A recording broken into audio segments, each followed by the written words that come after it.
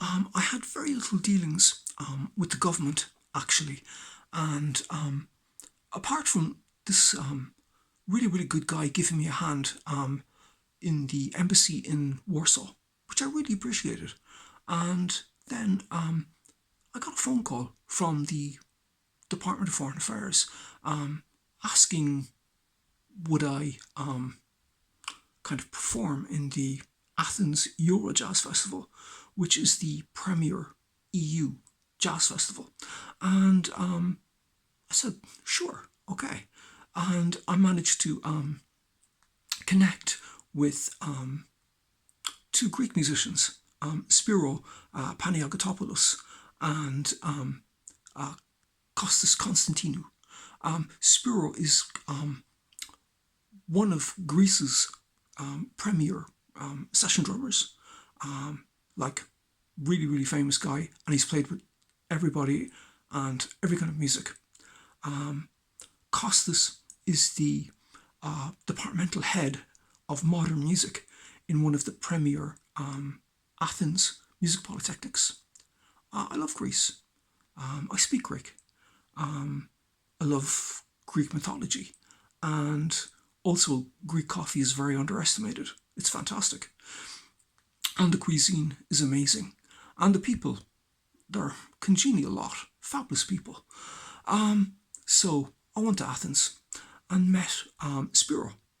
And we went to the Acropolis and basically had a cup of coffee. And then we walked around the Acropolis and had a chat, basically about, what we're going to do and all that. Then Spyros, he's like well connected, so we were able to rehearse in the studio. And so we went to the studio and got a set together. And then basically we played like a couple of concerts around Athens. One in the small music theatre, which is actually a very prestigious venue. So played kind of a headline gig there. And then we kind of, got it together a bit more and all that kind of stuff. And then I had more details. We were actually going to be closing the festival. So it was like a bit of a headline gig. We were the last show on. And so what I decided to do was we were going to do 3 sets. I was going to do a set with Kostas and Spyros. And then I was going to do a set with 2 Dutch guys, Joost Leibart and Tony Overwater on bass and Joost on drums. But the thing is, I knew the boss, Yuri Honing. He played with Paul Bley when I played with Paul Bley at the North Sea Jazz Festival. So he played before us, and Paul introduced me to him, and he kind of remembered. So I asked him, would it be okay if I, borrowed Tony and Joost? And he said that was fine.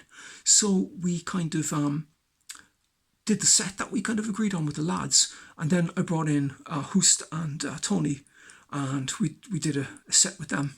And then we finished off back with a kind of refreshed Kostas and Spyros, and we closed the festival. Now, the festival is in a disused power station. It's quite a substantial size, actually, and the crowd was actually quite massive. And also every single diplomat in Athens was there. Every single one that was based there, that was around, was there. And also scouts, loads of scouts. And like, I know the Odessa people had people there. Bucharest had people there. So there was people from all over the place there. So it was actually quite helpful for me, like afterwards, because some of the people that I actually contacted about gigs and actually subsequently got gigs from said, oh yeah, saw you at Athens, nice. And so they kind of knew me from there. So like, and again, the crowd were, like, it was amongst one of the biggest crowds I've ever played for. It's kind of rock festival type crowd, kind of like everyone who was anyone in Athens was there, and it got like quite a bit of publicity, and it's like seriously prestigious thing. But the other thing about it, for the people of a notability disposition, basically, I was actually representing Ireland at that festival. So basically, I'm a bit of an Irish international kind of thing. But not only that, the two lads, Spyros and Kostas, are actually Irish internationals as well, because they were representing Ireland when they were playing with me. Okay, thank you very, very much for listening. And also to the embassy in Athens, I'd like to thank you very much for all your help and your support. Thank you very much.